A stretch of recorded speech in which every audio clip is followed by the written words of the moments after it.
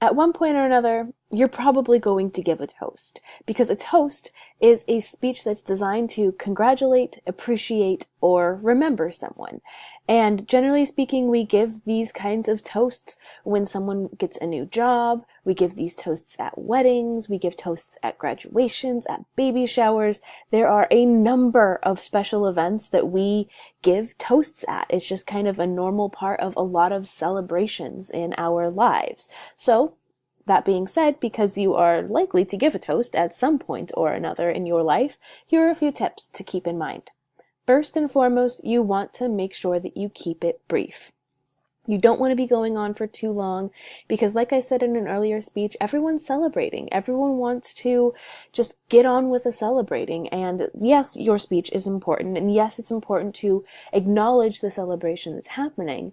But for the most part, people just want to sit and chat and eat and drink and celebrate. And so you want to keep it as brief as possible because otherwise you'll start to lose some people and they'll kind of tune out your speech. And that's not what any speaker wants. In addition, you want to make sure you keep your focus on the person that you are toasting.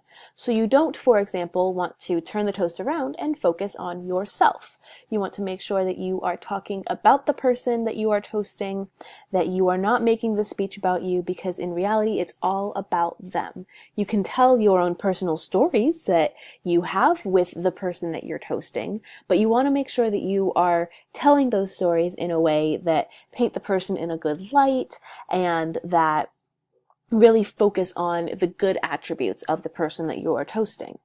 And finally, you want to avoid any types of inside jokes or inside stories or anything like that, because those are really only things that you and the person that you're toasting are going to understand, and it completely alienates the rest of your audience. So you might be able to tell a few anecdotes here and there, but you want to keep those to a minimum so that everyone can enjoy the speech and everyone can understand what it is that you're talking about. If you and the person that you're toasting are the only people chuckling at something, then you kind of haven't done your job, right? Your job is to honor this person with everyone as a member of the audience, and to let everyone know how special of a person this is and all of those sorts of things.